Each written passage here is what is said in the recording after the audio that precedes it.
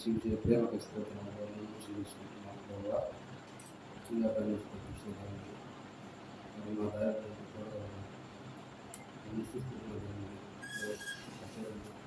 నాకు ఏం మాట్లాడుతున్నాము చూపిస్తావా నాకు చూసుకుని సహాయం చేయాలి.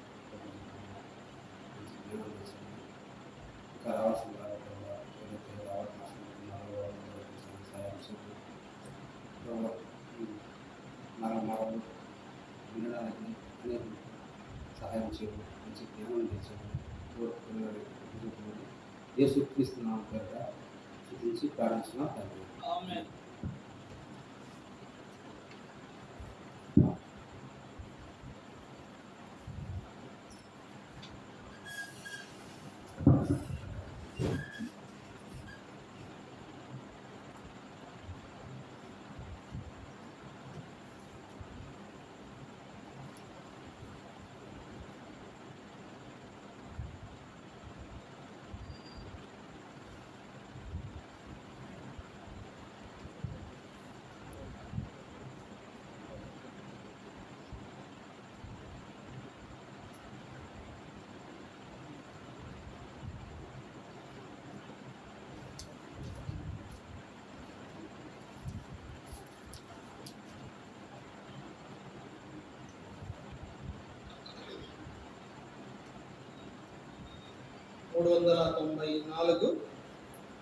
పాత పాఠాల పుస్తకంలో 391 యేసు ప్రభువే నీకు రక్షణ ఇచ్చు.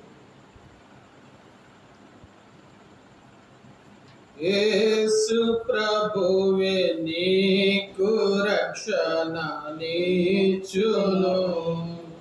యేసు ప్రభువే నీకు రక్షణ ఇచ్చును. ఎంత గొప్ప రక్షణ నిర్లక్ష్య పెట్టకు. ఇంత గొప్ప రక్షణ నిర్లక్ష్య పెట్టకు. యేసు ప్రభువే నీకు రక్షణ ఇచ్చును. యేసు ప్రభువే నీకు రక్షణ ఇచ్చును. స్తుతియే పాపపు జీతము, ప్రభుని వరము జీవము. స్తుతియే పాపపు జీతము, ప్రభుని వరము జీవము. క్రీస్తునంగీకరించిన నిత్య జీవమిచ్చును. క్రీస్తునంగీకరించిన నిత్య జీవమిచ్చును.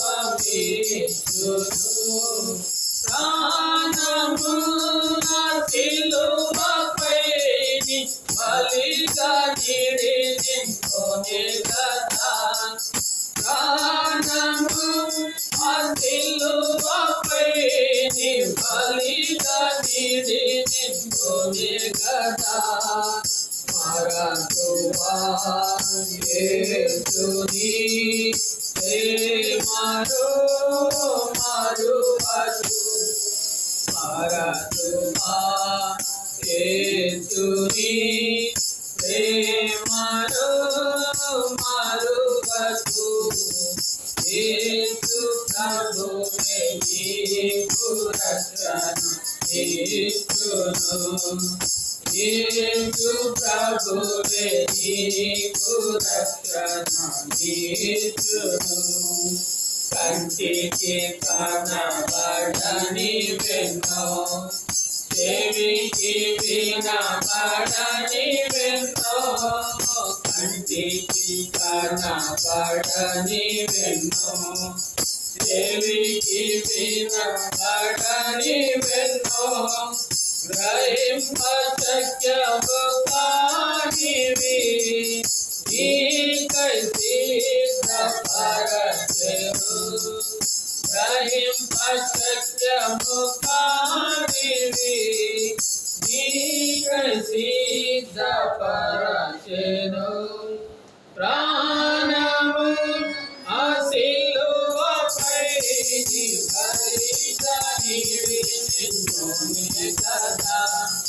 ప్రాణము ఆ సిలువపై నీ బలిగా నీది నిన్నునే గదా పెట్టకు యేసుని మాటను విడచి పెట్టకు యేసుని మాటను యేసు ప్రభువే నీకు రక్షణనిచ్చును యేసు ప్రభువే నీకు రక్షణనిచ్చును మరణ బలము గలవానిన్ నాశనము చేసెను మరణ భయము గలవానిన్ నాశనము చేసెను మరణ భయములోనున్న వారిని విడిపించెను మరణ భయములోనున్న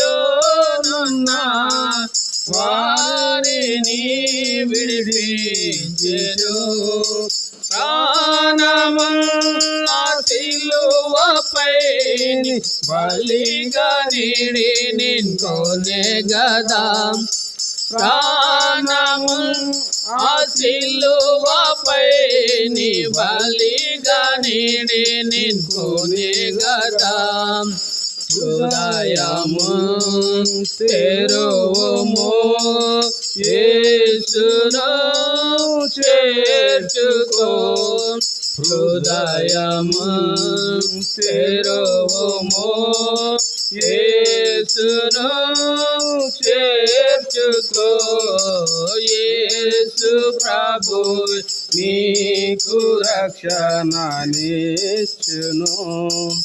యేసు ప్రభువే నీకు రక్షణనిచ్చును సిలువ రక్తము చేతను నిర్దేవులైన వారిని సిలువ రక్తము చేతను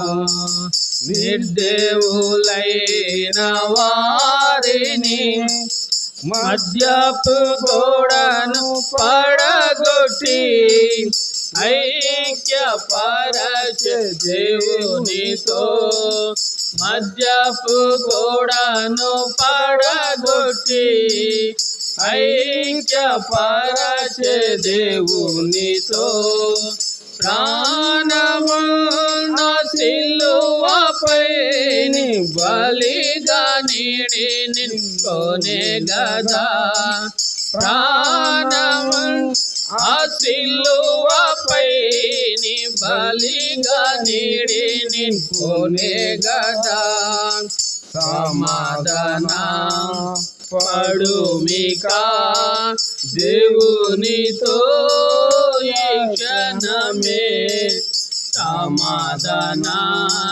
పడుమిక దేవునితో ఈ క్షణమే యేసు ప్రభువే నీకు రక్షణనిచ్చును యేసు ప్రభువే నీకు రక్షణనిచ్చును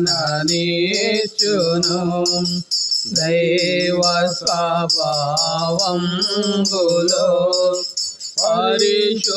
పరిశుద్ధాత్ముని యందు దైవ స్వభావంబులో పరిశుద్ధాత్ముని యందు పరలోకపు పిలుపులో పాలివారల చేసెను పరలోకపు పిలుపులో పాలివారల చేసెను ప్రాణము నా సిలువపై నీ బలిగా నీడి నిన్నునే గదా ప్రాణము ఆ సిలువపై నీ బలిగా నీడి నింపుకొనే గదా పరిశుద్ధుల స్వాస్థ్యములో పాలి భాగమందుము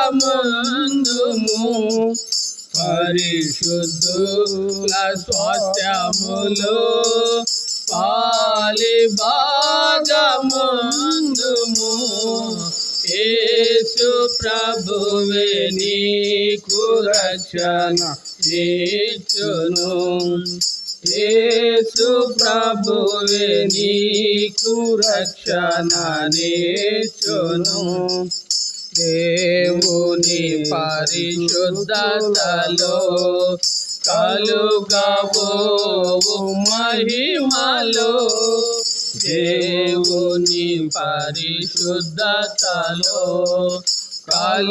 కలుగబోవు మహిమలో క్రీస్తు యేసు ప్రభువులో పాలి వారల చేసెను క్రీస్తు యేసు ప్రభువులో పాలి వారల చేసెను ప్రాణము నా సిలువపై నీ బలిగా నీడి నిన్కొని గదా ప్రాణము ఆ సిలువపై నీ బలిగా నీడి నిన్కొని గదా త్వరపడు నీదు భాగమును పొందను త్వరపడు నీదు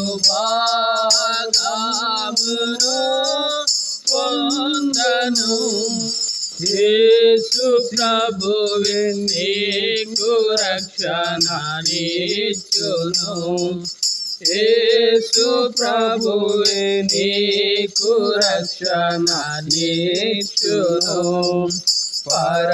పరలోకములు కనబడు తెల్లనైన వస్త్రములు పరలోకములు కనబడు తెల్లనైన వస్త్రములు ధరించుకొను సమూహము ఖర్జూర మట్టలు చేబుని ధరించుకొను సమూహము ఖర్జూర మట్టలు చేబుని దేవునికి నీ గొర్రె పిల్లకును స్తోత్రములు చేయుచుండా దేవునికి నీ గొర్రె పిల్లకును స్తోత్రములు చేయుచుండా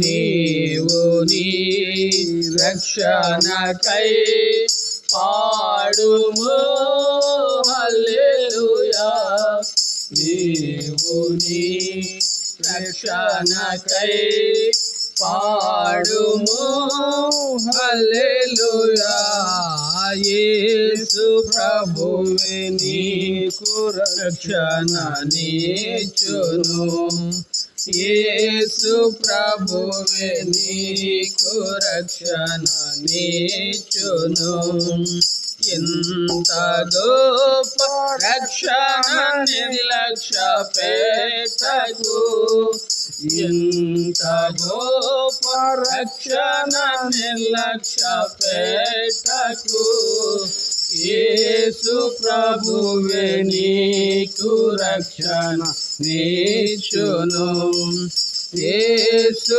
ప్రభువే నీకు రక్షణ నీచును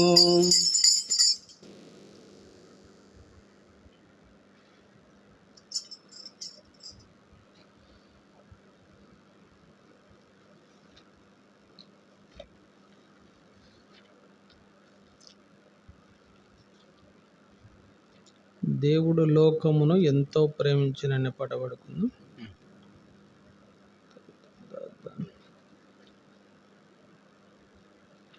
360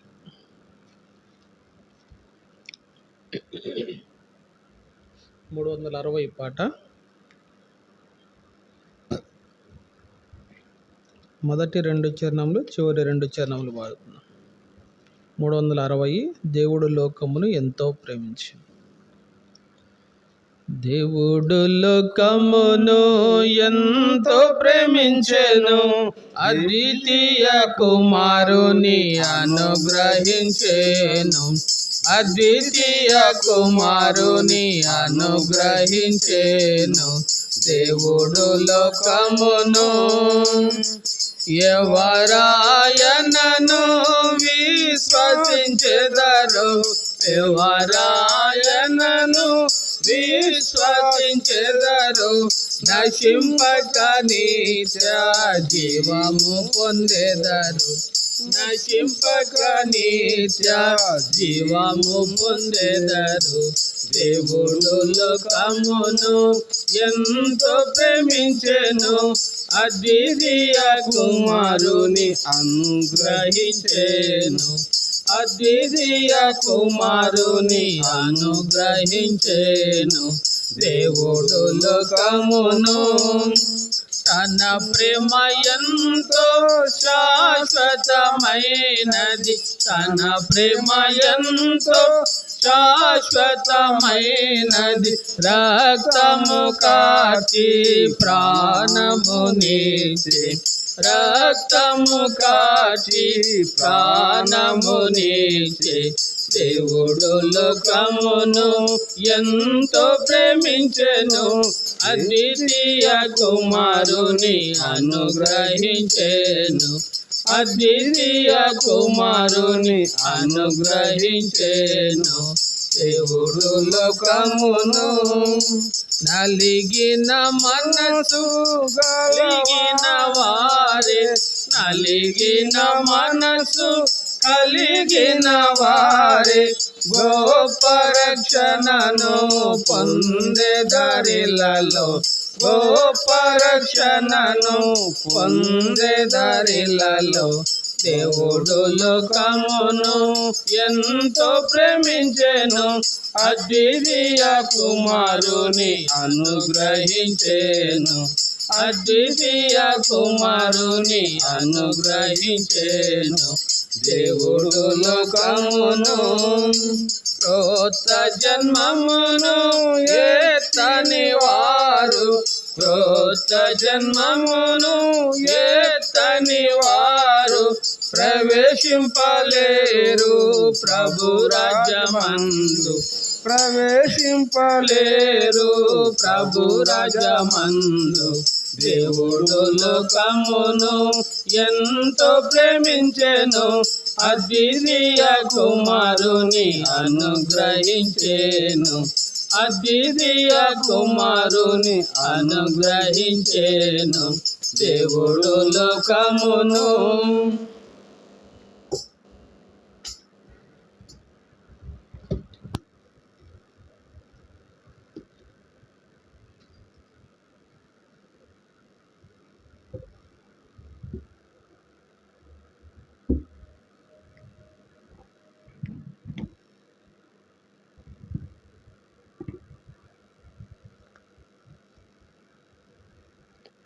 ఈ రాత్రికాల సమయంలో బైబిల్ గ్రంథం నుంచి యోహాను రాసిన సువార్త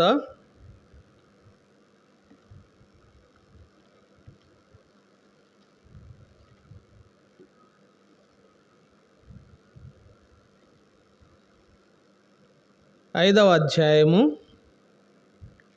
యోహాను రాసిన సువార్త 5వ అధ్యాయము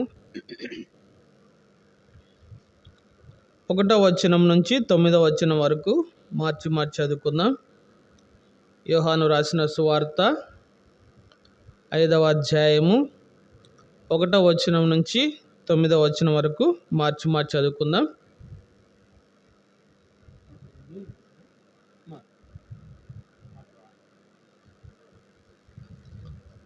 అటు తరువాత యూదుల పండగ ఒకటి వచ్చెను గనుక యేసు యెరూషలేమునకు వెళ్ళెను.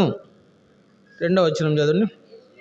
గొర్రెల ద్వారం దగ్గర హెబ్రీ భాషలో బెతెస్దా అనబడిన ఒక కోనేరు కలదు. దానికి 5 మంటపములు కలవు. ఆయా సమయములకు దేవదూత కోనేటిలో దిగి నీళ్లు కదిలించుట కలదు. నీరు కదిలింపబడిన పిమ్మట మొదట ఎవడు దిగునో వాడు ఎట్టి వ్యాధి గలవాడైనను బాగుపడును గనుక ఆ మంటపములలో రోగులు, గుడ్డివారు, కుంటివారు, ఊచకాలు చేతులు గలవారు గుంపులుగా పడి ఉండిరి. అక్కడ 38 ఏండ్ల నుండి వ్యాధి గల ఒక మనుష్యుడును. యేసు వాడు పడి ఉండుట చూచి, వాడప్పటికి బహుకాలము నుండి ఆ స్థితిలో ఉన్నాడని ఎరిగి, స్వస్థపడగోరుచున్నావా అని వానిని అడుగగా, ఆ రోగి, అయ్యా, నీళ్లు కదిలింపబడినప్పుడు నన్ను కోనేటిలోనికి దించుటకు నాకు ఎవడునూ లేడు గనక నేను వచ్చినంతలో మరొకడు నాకంటే ముందుగా దిగును ఆయనకు ఉత్తరం ఇచ్చాడు. యేసు, నీవు లేచి నీ పరుపెత్తుకొని నడువుమని వానితో చెప్పగా, వెంటనే వాడు స్వస్థత నొంది తన పరుపెత్తుకొని నడిచాను. ప్రభు సహాయం నిమిత్తమై చిన్న ప్రార్థన చేసుకుందాం.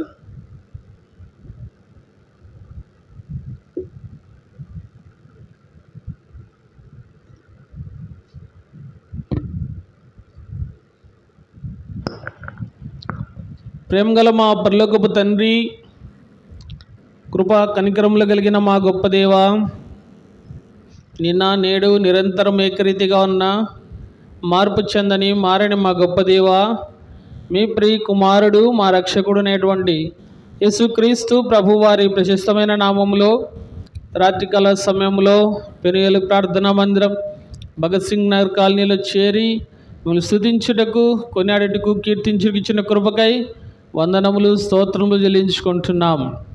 దేవా, మరి ఈ దిన గ్రామంలో పరిచయ కార్యక్రమంలో భాగంగా నన్ను మరి బాబును మీరు బెర్షెబా నుండి ఇక్కడ తీసుకుని వచ్చినారు. వందనములు, స్తోత్రములు. దేవా, మరి బెర్షెబా సంఘమును ఆధారం చేసుకుని జరిగించవచ్చిన పరిచయను బట్టి వందనములు, స్తోత్రములు. నిలబడిచిన దాసుని మీకు ఆత్మతో నింపుతురమ్మని ప్రార్థించుకుంటున్నాం. దేవా, మరి జ్ఞానం లేని వాడని ఒప్పుకొంచుంటున్నాను. మీకు రక్తం చేత శుద్ధి చేసి మీకు మాటలు అందిస్తూ రమ్మని ప్రార్థించుకుంటున్నాను. కరెంటును, లైట్ను, మైకును మీకు స్వాధీనంలో ఉంచుకుంటూ రమ్మని ప్రార్థించుకుంటున్నాను. దేవా, మరి శబ్దయంత్రం ద్వారా వినిచున్న వారిలో మీరు కార్యం జరిపిస్తూ రండి. దేవా, మరి అనేకుల్లో పాప క్షమాపణ, దేవ మారు మనస్సు వారు పొందగలుగు కృపను అనుగ్రహిస్తూ రమ్మని ఇచ్చిన సమయానికి వందనములు, స్తోత్రం చెల్లించుకుంటూ ముందున్న సమయం అంతటిని మీ చేతులకు అప్పగించుకుంటూ యేసు పరిశుద్ధ నామమున స్తుతించి ప్రార్థించి అడిగి వేడుకొంచుంటున్నాం తండ్రి. ఆమేన్.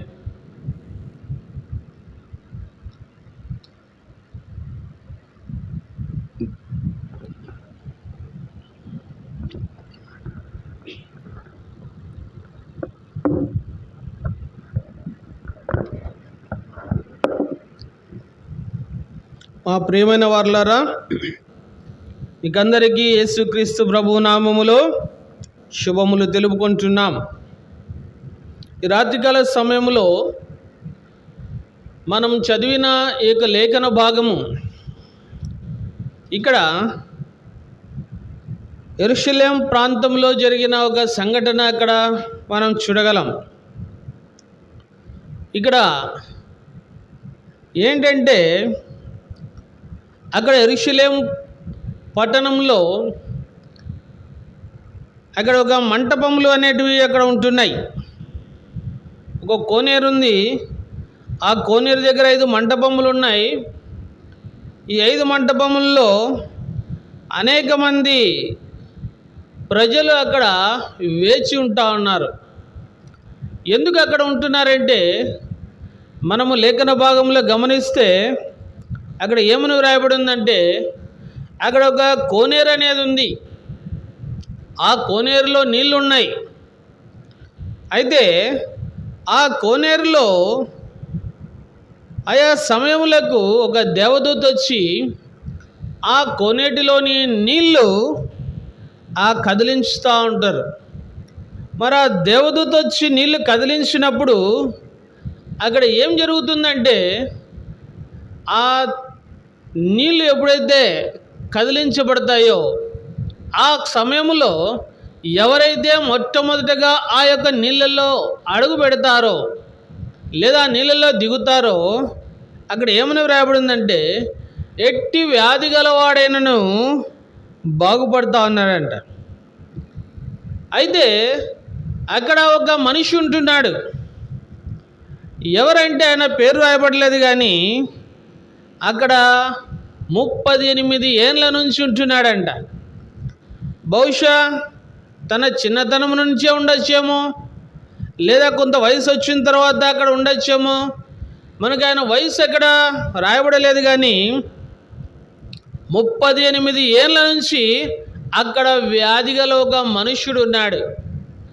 ఈ 38 ఏళ్ళ నుంచి ఉన్న వ్యాధి గల మనుష్యుడు అక్కడ ఎందుకు వేచి ఉంటున్నాడంటే, ఆ దేవదూత కోనేటిలోని నీరు కదిలించినప్పుడు ఒకవేళ నేను దిగి స్వస్థత పొందుతాను కదా, ఒక ఆశ దృక్పథంతో అక్కడ నివసిస్తూ ఉంటున్నాడు.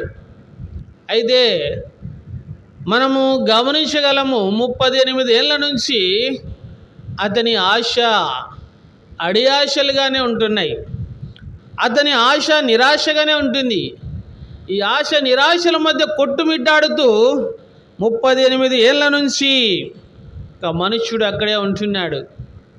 అట్టి సమయంలో యేసుక్రీస్తు ప్రభువారు ఆ సమయంలో అక్కడికి వెళ్ళుట మనం చూడగలం. మరి యేసుక్రీస్తు ప్రభువారు అక్కడికి వెళ్ళినప్పుడు ఆ మనుష్యుడు, ఓ యేసు నన్ను స్వస్థపరచు, లేదా నాకు ఈ వ్యాధి నుంచి స్వస్థత దయచేయని అడగలేదు. యేసుక్రీస్తు ప్రభువే తానే స్వయంగా మనుషుని దగ్గరకు వచ్చి ఏమని అడుగుతున్నాడంటే, స్వస్థపడగోరుచున్నావా? ఒక ప్రశ్న వేస్తా అంటున్నాడు. స్వస్థపడగోరుచుంటున్నావా? అప్పుడు ఆ సందర్భంలో ఆ మనిషి చెప్తాడు, అయ్యా, ఇక్కడ స్వస్థత కోసమే నేను వేచి ఉన్నాను. ఎంతో కాలము నుంచి అక్కడ ఉంటున్నాను.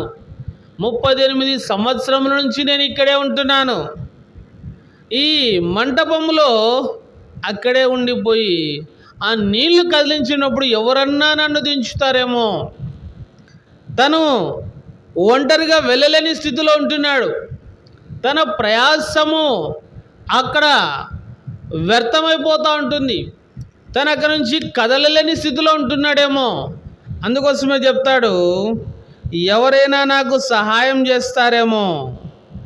నన్ను కోనేటిలోకి దించేందుకు ఎవరూ లేరు, నాకు స్వస్థత కలుగజేసేందుకు ఎవరూ లేరు, నాకు సహాయం చేసేవారు ఎవరూ లేరు ఇక్కడ అని ఆ యొక్క వ్యక్తి ఉత్తరం ఇస్తూ అంటున్నాడు. కానీ తనలోని ఆశ ఏంటంటే తాను స్వస్థత పొందాలి. బహుశా అక్కడ మనం చదివిన దాన్ని బట్టి మనం అర్థం చేసుకునగలము, ఏమైనా అతని కాళ్ళు పనిచేయవేమో, ఊచకాలు ఉందేమో, లేదా ఇతరమైన వ్యాధి ఉందేమో, మనకైతే తెలియదు. కానీ అక్కడ యేసుప్రభు ఒక మాట చెప్తాడు, నీవు లేచి నీ పరుపెత్తుకొని నడుము. వెంటనే యేసుప్రభు చెప్పిన మాటను అతను తూచా తప్పకుండా పాటించినాడు. ఒకవేళ మనమైతే, ఏమయ్యా నువ్వు లేచి పరుపెత్తు, నేను లేవలేకనే కదా ఇక్కడ ఉండేది, ఆ కోనేటిలో నీళ్లు కదిలించబడితే దిగి స్వస్థత పొందుదామనే కదా నేను పోలేక ఎవడైనా నన్ను దించుతాడేమోనని ఇక్కడ ఇన్ని సంవత్సరం నుంచి వేచి ఉంటే, నువ్వేమో ఇప్పుడు వచ్చి నన్ను లేచి పరుపెత్తుకొని అంటున్నావే అని ఒకవేళ మనమైతే ఆ మాట అనిందుమేమో. మనుష్యుల ఆలోచనను బట్టి ఆ తలంపులు రావచ్చు. అయితే అక్కడ ఆ వ్యక్తి యేసు ప్రభు చెప్పిన మాటను వెంటనే అక్కడ ఏమనుందంటే, నీవు లేచి పరుపెత్తుకుని నడుమని చెప్పగా వెంటనే యేసుక్రీస్తు ప్రభు నోటి నుంచి మాట వచ్చిన వెంటనే వాడు ఏమైనాడంటే స్వస్థత పొందినాడు. స్వస్థత పొంది తన పరుపెత్తుకొని నడిచినాడు. ఈ రాత్రికాల సమయంలో శబ్దం తొందర వినిచున్న ఎవరైనా సరే, ఈ రాత్రికాల సమయంలో మీకు కూడా ఒక ప్రశ్న, స్వస్థపడగోరుచుంటున్నారా? ఈ స్వస్థత శారీరకమైన రోగముల నుంచే కాదు, కానీ ఈ శరీరము, ఈ ఆత్మ దేహములో ఉన్నంత వరకు ఈ శరీరమునకు అనేక వ్యాధులు సంభవిస్తాయి. అనేక రకాలైన రోగాలు ఈ యొక్క దేహమునకు సంభవిస్తాయి. కానీ ఒక రోగం అనేది ఉందండి. మానవ దేహంలో దేవుడు తన ఆత్మను ఉంచిన వాడుగా ఉంచున్నాడు. ఎందుకు ఆత్మను ఉంచినాడు? దేవునికి ఆత్మను ఉంచాల్సిన అవసరం ఏమొచ్చింది అని మనం ఒకసారి పరీక్షిస్తే, దేవుడు ఈ సమస్త సృష్టి అంతటినీ ఒక్క మాట చేత కలగజేశాడు. మనం పీల్చే గాలి,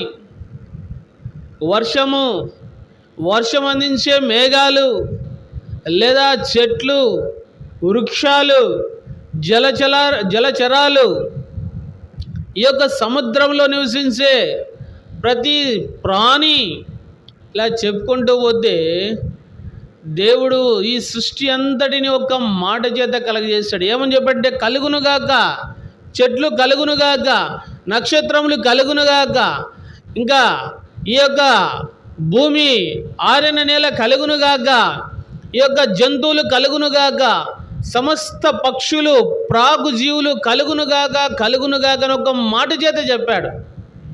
అయితే మానవులమైన మనలను దేవుడు కలుగునుగాక ఓ మనిషి, లేదా ఒక పురుషుడా, ఓ స్త్రీ నువ్వు ఇలాగా కలిగిపో అని అనలేదండి.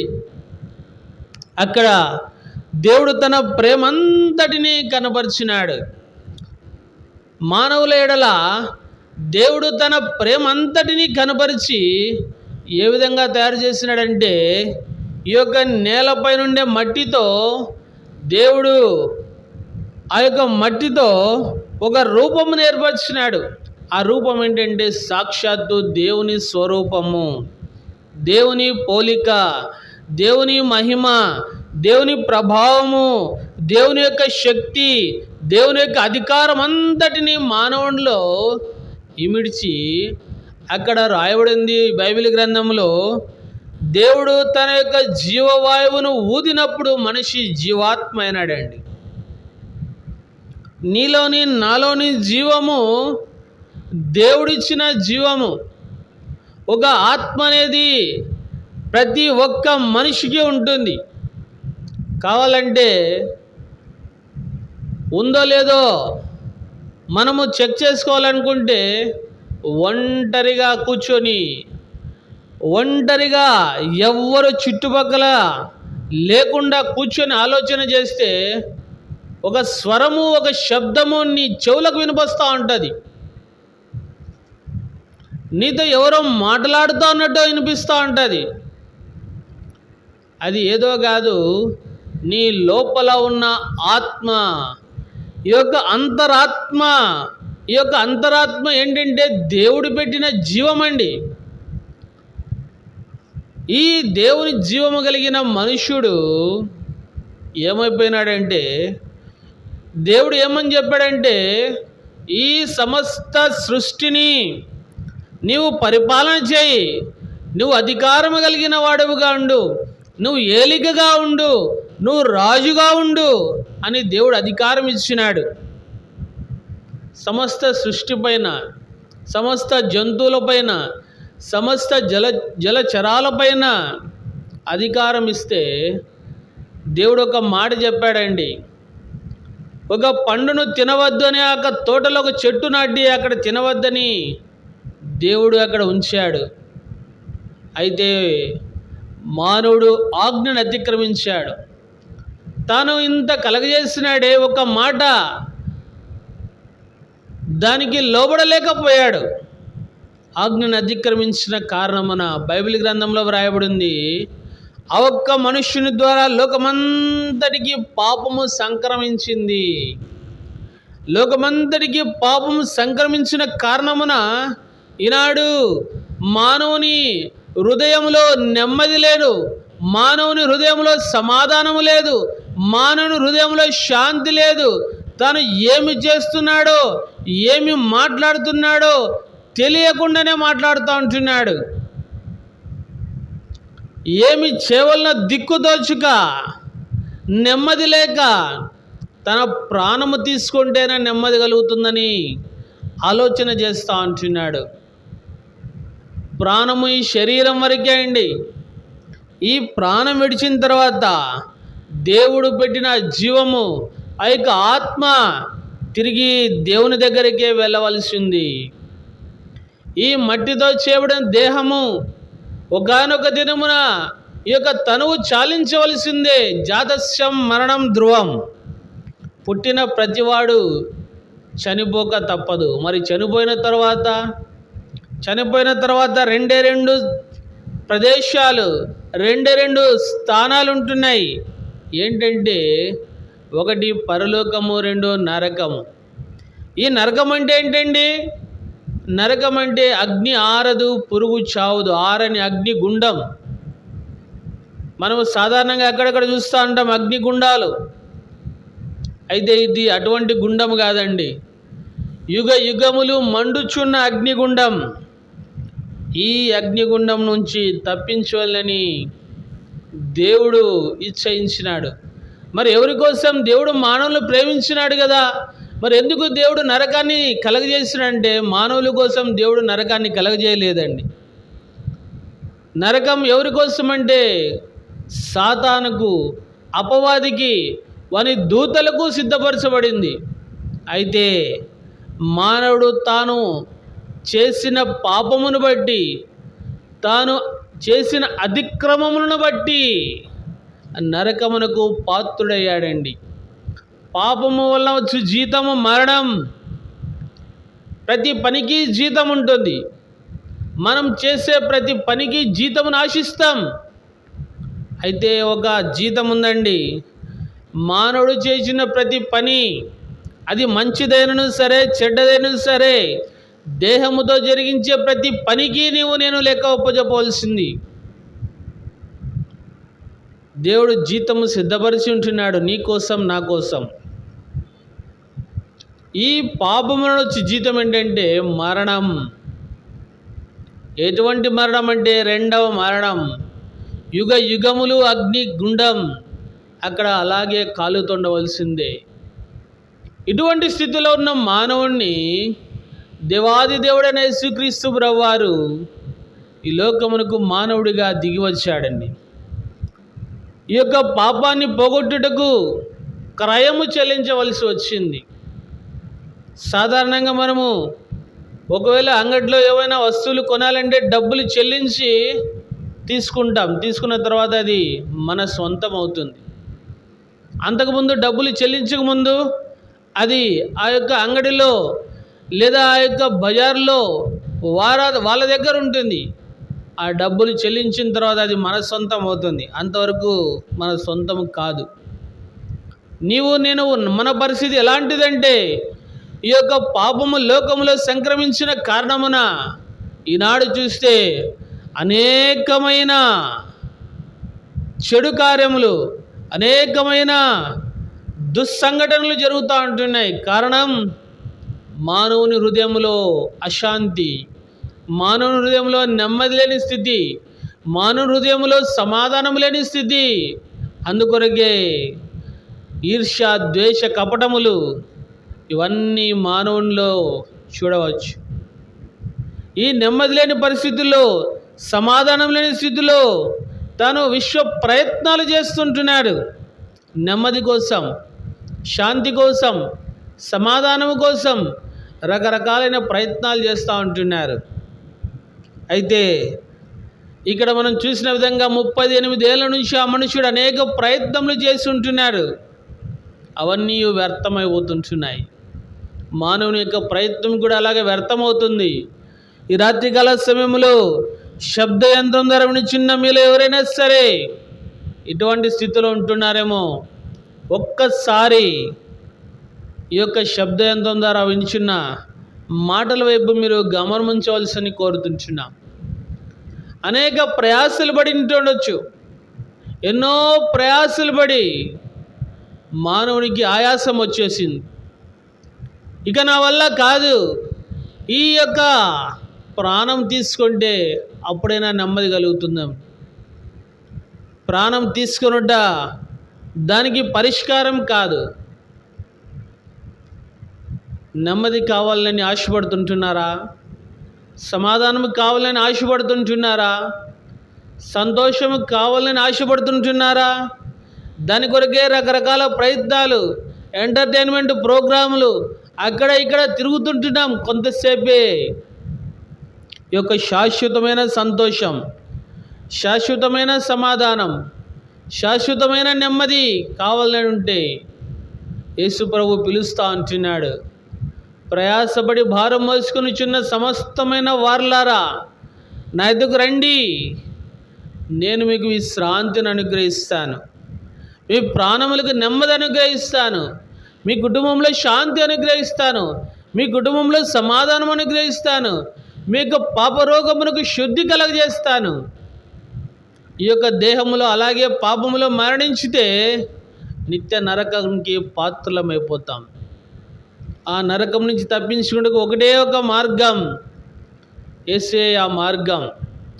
యోహాను సువార్త 14వ అధ్యాయం 6వ వచనంలో యేసుప్రభు విధంగా సెలవిస్తుంటున్నారండి. నేనే మార్గమును సత్యమును జీవమును అంటున్నాను, మతము కాదు. యేసుక్రీస్తు ప్రభువారు మతమును స్థాపించుటకు రాలేదు.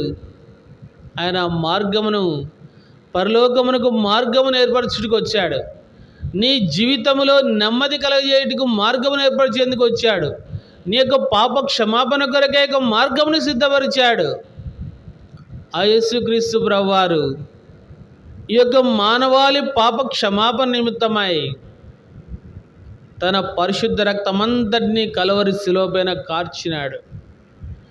ఆ యేసుక్రీస్తు ప్రభువారు కలవరి శిలువలో 2 చేతులకు మేకులు, కాళ్ళకు మేకులు, తలకు ముళ్ళ కిరీటము, ప్రక్కలో బల్లెపు పోటు.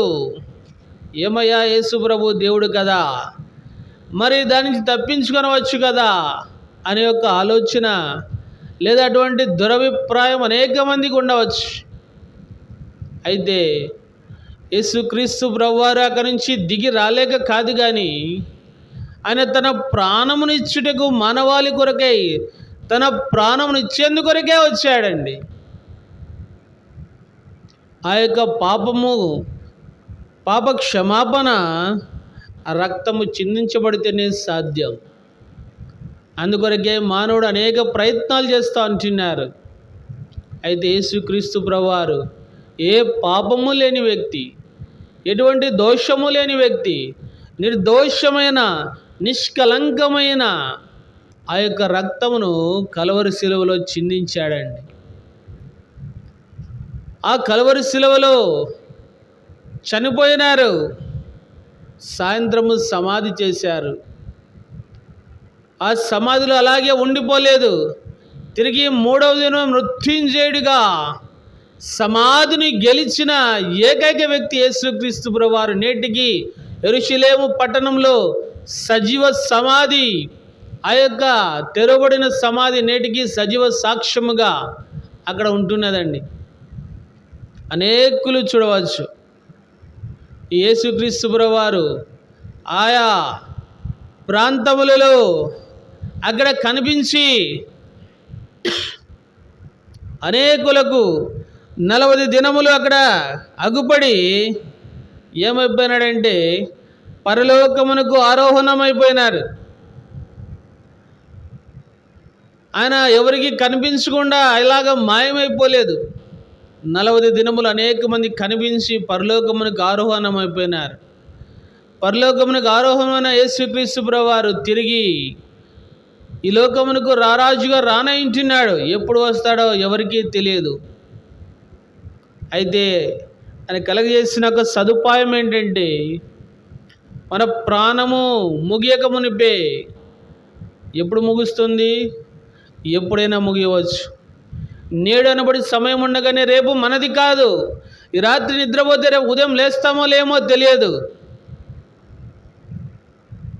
అటువంటి పరిస్థితిలో ఉన్న మానవునికి యేసుక్రీస్తు ప్రభువారు ఆహ్వానం అందిస్తుంటున్నారు. నా వద్దకు రండి, నేను మీకు విశ్రాంతి అనుగ్రహిస్తాను, పాపములకు క్షమాపణ అనుగ్రహిస్తాను, హృదయములకు నెమ్మది అనుగ్రహిస్తాను. యేసు ప్రభు చెప్పిన మాటను ఆలకించి ఆ వ్యక్తి విశ్వాసం ఉంచి స్వస్థత పొందినాడు. ఈ రాత్రికాల సమయంలో యేసుక్రీస్తు ప్రభు వారి దగ్గరికి నీ ఉన్న పడిన మోకరించి, యేసయ్య నా హృదయంలోనికి రా, నా పాపములు క్షమించు, నా హృదయంలోకి ఇచ్చి నన్ను నడిపించని ఒక చిన్న మాట, నా పాపముల కొరకై రక్తం కార్చినావు, ఆ రక్తంతో నన్ను కడుగుని ఒక చిన్న మాట ప్రార్థన చేస్తే నీకు స్వస్థత కలుగుతుంది. యేసుక్రీస్తు ప్రభువారు అడుగుతుంటున్నారు, స్వస్థత పొందగొరుచుంటున్నావా? అవును ప్రభు అని ఒక మాట సెలవిచ్చు.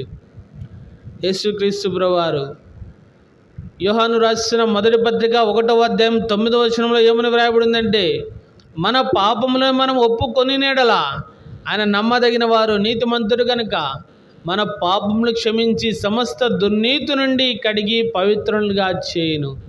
ఆ పవిత్ర పరచబడిన హృదయంతో మాత్రమే దేవుని లేదా పరలోక రాజ్యాన్ని చేరగలం. దేవుడు పరిశుద్ధుడు. అక్కడ చేరాలంటే దేవుడు పెట్టిన ఆత్మ అదే పరిశుద్ధంగా అక్కడ చేరాలి. అయితే లోకంలో మానవుడికి పాపము సంక్రమించిన కారణమున, తాను చేసిన అతిక్రమముల కారణమున ఈ యొక్క ఆత్మ అపవిత్రపరచబడి నరక పాత్రలో అవుతుంది. ఒక్కసారి యేసుక్రీస్తు ప్రభు దగ్గర పాపములు ఒప్పుకుంటే ఆ పాపములు క్షమించబడి ఆ ఆత్మ పరిశుద్ధపరచబడి మనం మరణించిన తర్వాత ఆ యొక్క పరలోక రాజ్యంలో నిత్య విశ్రాంతి, నెమ్మది, సంతోషం, సమాధానం, ఇటువంటి నెమ్మది సమాధానం కావాలని ఆశ కలిగి ఉంటే మీరు ఎవరైనా సరే ఇక్కడే భగత్ సింగ్ కాలనీలో పెనుయేలు ప్రార్థనా మందిరము, మీరు ఇక్కడికి రావచ్చు. మీరందరినీ ప్రేమపూర్వకంగా ఆహ్వానిస్తుంటున్నాం. ఎవరైనా సరే ఎట్టి పరిస్థితుల్లో ఉన్నా సరే, ఎటువంటి స్థితిలో ఉన్నా సరే ఇక్కడికి అందరికీ మీకు ఉచితంగా ఆహ్వానం అందిస్తూ ఉంటున్నాం. ఇక్కడ దేవుని మాటలు వినొచ్చు. మీకు ఇంకా ఎక్కువ తెలుసుకున్న ఆశ కలిగి ఉంటే బైబిల్ గ్రంథంను తీసుకురండి, చదవండి, గ్రహించండి. మేలైన దాన్ని ఎంచుకొని వాళ్ళని దేవుని నామమున కోరుచుంటున్నాం. చిన్న ప్రార్థన చేసి ముగిస్తాం. మీరు ఎవరైనా సరే ఇటువంటి ఆలోచన కలిగి ఉంటే ఒక్కసారి యేసుక్రీస్తు ప్రభును ఆశ్రయించండి. యేసుక్రీస్తు ప్రభువారు తానే దగ్గరికి వచ్చి పిలుస్తూ ఉంటున్నాడు. నీ హృదయపు ద్వారమును తట్టుతా అంటున్నాడు. ఉన్న పాటను మోకరించి, యేసు ప్రభువా నా హృదయంలోనికి రా, నీ రక్తంతో నా పాపములు కడుగు, నన్ను శుద్ధి చేయి, నాకు నెమ్మది, మా కుటుంబంలో నెమ్మది కలగజేయి, మా కుటుంబంలో సమాధానం కలగజేయి, మా కుటుంబంలో శాంతి దయచేయి. ఒక చిన్న మాట సెలవిస్తే ఆయన నీకు అనుగ్రహించడానికి చాలా సిద్ధంగా ఉంటున్నాడు. మోకరించండి, ప్రార్థన చేసుకుందాం. ఒకరు ప్రార్థన చేయండి మా.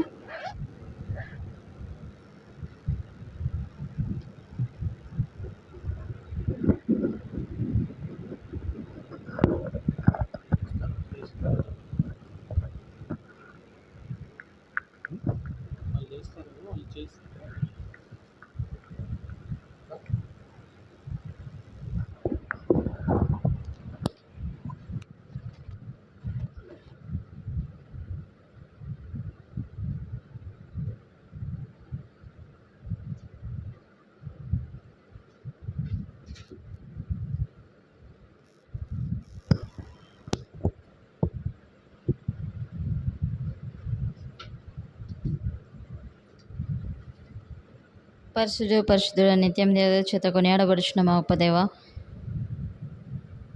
ఈ రాత్రి కాలంలో ప్రభా మీ మందిర ఆవరణంలో చేరి ప్రభా మీ వాక్యంని ధ్యానించుటకు మీ మందిరంలో నన్ను తీసుకుని వచ్చిన విధానం బట్టి మీకు ఎంతో వందనాలు ప్రభా. మీ వాక్యం ద్వారా ప్రభా మరి మాట్లాడుతూ వచ్చినటువంటి విధానం బట్టి మీకు ఎంతో వందనాలు. ఎన్నో దినముల నుంచి ప్రభా మరి వ్యాధితో ఉన్నటువంటి ఆయన మరి మీ మాటకు లోబడినటువంటి జీవితంలో ఇదిగోనైనా ప్రభా మరి వెంటనే స్వస్థతను అనుగ్రహించినటువంటి గొప్ప దేవుడు. అవును ప్రభా, మరి ఎన్నో దినముల నుంచి ప్రభా మరి మా పాపముల చేత మేము పిసికిపోయి నలిగిపోయి ఉన్నటువంటి నన్ను మమ్మల్ని తండ్రి మీరు పవిత్రపరిచి మీ రక్తంలో తండ్రి మా ప్రతి పాపమును కడిగి మమ్మల్ని నూతనపరిచినటువంటి విధానాన్ని బట్టి మిమ్మల్ని స్తుతిస్తూ ఆరాధిస్తూ ఉంటున్నాను. ఇదిగోనైనా మీతో పడినటువంటి వాక్యంను ప్రతిఫలింపజేయమని ప్రార్థిస్తూ ఉంటున్నాం.